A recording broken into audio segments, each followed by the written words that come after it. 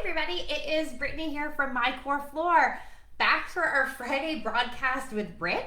And this week we are talking about trigger points. And we're talking about them for a couple different reasons. I had a member reach out and just ask if I would touch base a little bit on some external trigger points. And then I had another member who I did a one-on-one consult with who had asked me to do a little bit of a refresher on how to release trigger points internally using a wand. And so I thought, you know what, I had actually mentioned a while ago that I was going to do that, and I was waiting to get my wand in the mail. I had ordered one and hadn't received it, and now I've had it for a couple weeks, and I kind of got distracted on actually doing a broadcast on that. So I'm going to start talking about the internal trigger points first. Depending how long that takes, or if anybody has questions, if anybody catches this live, I may do the external trigger points next video, or I'll try to touch on them a little bit today, but we'll do a deeper delve in next week's video, because I just want to make sure that it's not too long, and I want to make sure that I get all the points across that we need to. So I'm going to start with the internal trigger points.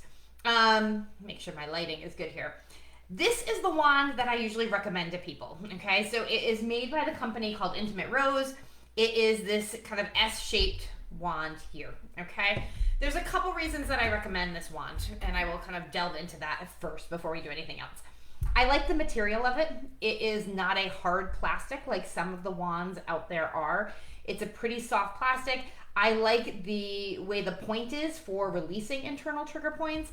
I like that it's S-shaped because it fits well into the pelvic cavity for releasing muscles. Because it's S-shaped, it can kind of reach all those hard to reach spots, okay? A straight dilator, it gets a little harder to reach some of the muscles like the hip rotators up here. So I like the shape of it. I also like that it has kind of a narrow end on the bottom that you can hold. Now, truthfully, this end can be used for release as well. I've also read that it can be used for rectal release if somebody's doing rectal work. We are not talking about that today. We're only talking about vaginal release. But for me and instructing patients, I feel like it's a nice handle for people to be able to maneuver the wand internally. So that's why I like this product. The other reason I like it is I feel like it's very reasonably priced. Some of the wands or dilators that are out there that are made from this better material that's a little bit more comfortable to deal with often are really expensive. And this wand is only $29.99, I believe. And it's on Amazon, or it's also through Intimate Rose. I actually have a discount. I ended up deciding to get an affiliate partnership with them because I recommend it so often and I like it, which means that I have a $5 off coupon for you guys. So what I'll do is in the link below, I will put the coupon code. So if you wanted to order one, you'd have to order it through Intimate Rose, and that'll get you the $5 off. So I think it's well priced, and it's a good product for what we need it to do and what we need it to be. Okay, so if you have one of these, or if you're looking to do some internal release, maybe you saw a pelvic PT at one point live in person and you can't see them right now because of virus issues, or because of personal issues, or because it's a long drive and you don't have an hour to spend in the car both ways, whatever the reason that you maybe can't see somebody, this is a great tool to allow you to do some internal trigger point release. So there's a few reasons we would do internal trigger point release.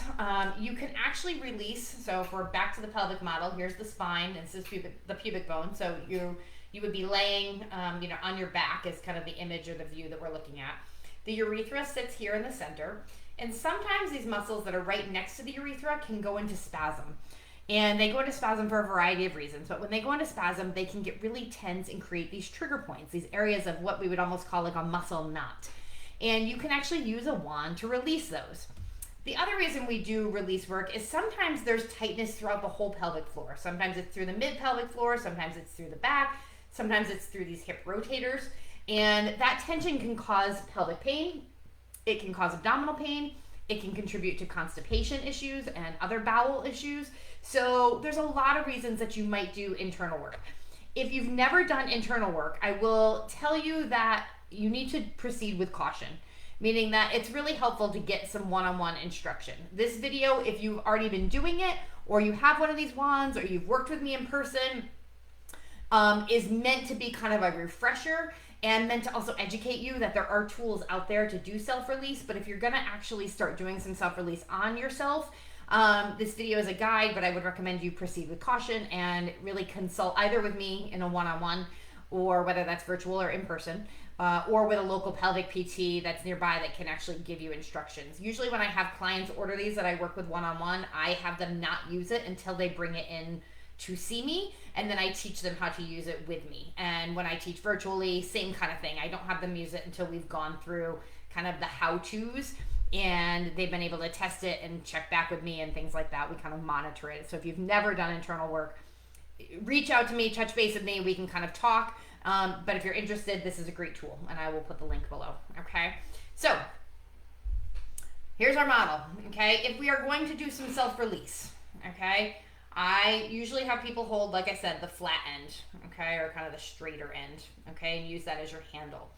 The one thing you don't ever want to do when you insert this, and reminder, I usually do have people use a gel. I like to use slippery stuff. I guess this becomes like my favorite products broadcast, but slippery stuff is the lube that I tend to like best. I think it has the least amount of reaction from people if you have sensitive skin, things like that.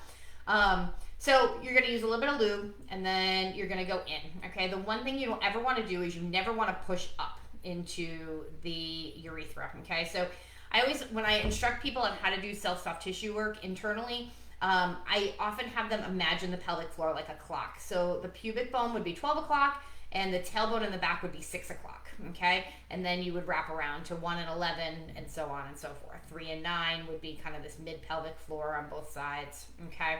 So it just gives you a frame of reference. So when you're coming in, you don't ever want to hit into 12 o'clock, ever, okay? You could do some damage to the urethra. You could certainly irritate the urethra. It will make you feel like you have to pee. There's a lot of reasons to not push into the urethra. So when you go in, it's important to remember that you're going to look to the 11 and the 1. And again, depending on, I can't remember if Facebook mirrors this. So 11 and 1, whichever direction you're looking at, okay? Whatever direction your clock is going in. And so when you come in, you're going to angle off to the sides. And if you are looking to help with problems like stress incontinence, so leaking with coughing, laughing, sneezing, if you're looking to help with incomplete bladder emptying, where you feel like you go, but it doesn't quite all come out, issues with sometimes abdominal discomfort or abdominal pain, or UTI type symptoms, where you're going to want to release is at the 11 and at the 1, okay? It's at those muscles that border the urethra. And so when you go into release, you're going in, you're going to kind of find a spot that's tender, and you're just going to hold it. I tend to not be one that tells somebody like, hold for this number of minutes, for this number of seconds, because then people get caught up in the like, okay, 1,000, 2,000, where's the watch? Am I checking? I don't want you thinking so much about it, in the sense that I want you to find, your 11 and 1. I want you to hold it for usually 30-ish seconds, maybe to a minute, okay? But you're basically going to hold until you feel like, oh, that doesn't hurt as much anymore. And then you're going to find a new spot. Now, if you're hanging out there for a couple minutes and it's not letting go, it's still really sore, change and move, go to a different spot, and then come back, okay? But when you're working this 11 and 1, remember, it's not just one spot. You're kind of working in this whole range around that 11 and 1 region, okay? So you're working within this whole kind of section here, okay? Now, if you have general pelvic tightness, some pain with sex, you feel like maybe your partner hits a wall when he gets in there, it just feels tight, or you feel like you tense up, you can go through and you can release all the other areas around the pelvic floor. So again, this is, if you're looking at it from the outside, you're basically just going to rotate the wand side to side, trying to hit all of these areas. I'm just trying to keep my lighting so you guys can see well. And you can hit all the way to the back. Now, if you're going to go to the back by the tailbone, if you're having more bowel issues, you're going to have to rotate the wand, okay, to really be able to get to some of these back spots. So if you're looking at me from the outside, here's your wand rotation, okay? So when you're releasing near the urethra, okay, when you're more here, the wand is pointed down. When you're releasing towards the tailbone, you're going to have to rotate, and you're going to rotate the wand up, okay, and that will get more of a back release. You also want to make sure that you work these hip rotators. That's another spot that gets really tight. And again, now we're sideways. I guess I'll stay consistent here on my angle, but you're sideways, or if you're working the other one, you're sideways.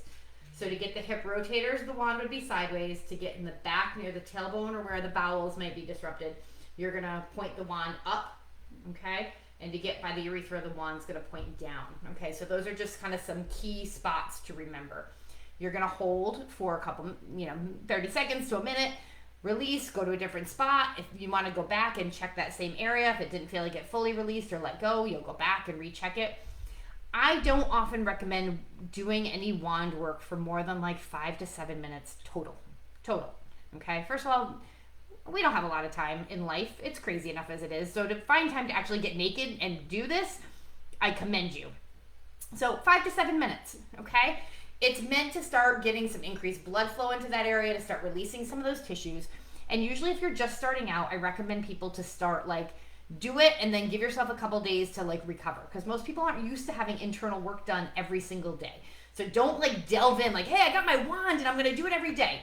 You're going to start, do it like on a Sunday, and then you're going to wait a couple days, midweek, do it again. Couple days, do it again. And then as you start to tolerate it, if you feel like, wow, I feel a lot better as I'm releasing these tissues, you can start to gradually increase your number of days.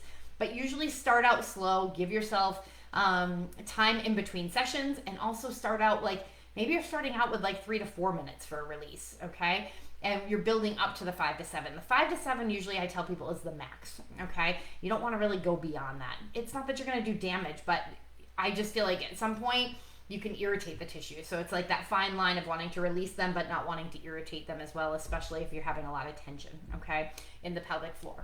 So that's some guidelines on internal release and on internal trigger points, okay? And here's the product I like. What I will include, and again, we're already at 11 minutes, so I like to keep these short and sweet. So what I'm going to do is we're going to just talk internal stuff today. And then what I'm going to do is next week's broadcast, I'm going to talk external trigger points and how you can do some external pelvic floor trigger points using a foam roller or just using your own hands to release some areas in the abdomen and areas around the hip to actually also help with pelvic discomfort, pain, pelvic floor symptoms, even bladder stuff, okay? What I will do in the comments below, I will give you guys the name of the wand I like. I will give you my discount code in case you decide you want to order one. I will encourage you, if you have questions or you're going to start this brand new for the first time, reach out to me privately. You can comment below, whatever is easier, but definitely reach out to me and touch base because I want to make sure you're doing it properly and not getting hurt or anything like that. I will also include a image of the pelvis with my pelvic clock, talking about the 12 o'clock, the 6 o'clock, to just give you a visual, because I do feel like when people start doing this, there's a learning curve. You may stick it in you and be like, I have no idea where I'm poking, what I'm poking. So I will put a picture in there too that I often will give to clients and patients to just give them a visual as they're doing the internal work themselves, so they know kind of where they're hitting and where they're focusing on, okay? But there is, like I said, a learning curve. So don't beat yourself up if this feels really complicated when you first start doing it. And that's even some of my members that have been doing it for a while. This is just a good refresher, okay? Places you can do it, I guess is the last quick thing I want to touch on. Shower, standing in the shower, putting your foot up on something, doing it squatted, doing it on all fours can be comfortable. Doing it in a chair, kind of semi-reclined, can lean back where you can just get access. You can't do it lying completely flat. Your arms aren't long enough. None of our arms are long enough, even with the wand, to be able to maneuver. So semi-reclined, either in bed or in a chair, standing with your foot up, maybe in the shower, or squatted, like on the toilet, or kind of resting against the toilet or resting against the sink where you can just get easy access. Sometimes the bathroom's easiest just because you're usually naked and usually you have a few minutes by yourself without somebody interrupting you. So sometimes for people, that's the easiest spot to start trying this in. But recognize your pelvic floor will feel different in standing and squatting versus lying down and relaxed. So don't feel like, oh my gosh, it felt different. You'll have different levels of tone because of gravity. So just recognize that as well, okay? That's it. I will leave the info in the comments below. If you have questions, let me know. If you're interested in getting started with doing some self-internal work and you want to reach out for a session or a quick half-hour one-on-one, or you have questions when you get started, go ahead and reach out. Hope everybody has an awesome weekend. We will be back Sunday for our live Zoom class, 11 a.m. We bumped the time up to 11 a.m. Eastern time. So I will hopefully see some of you guys then. Have an awesome weekend. Take care, guys.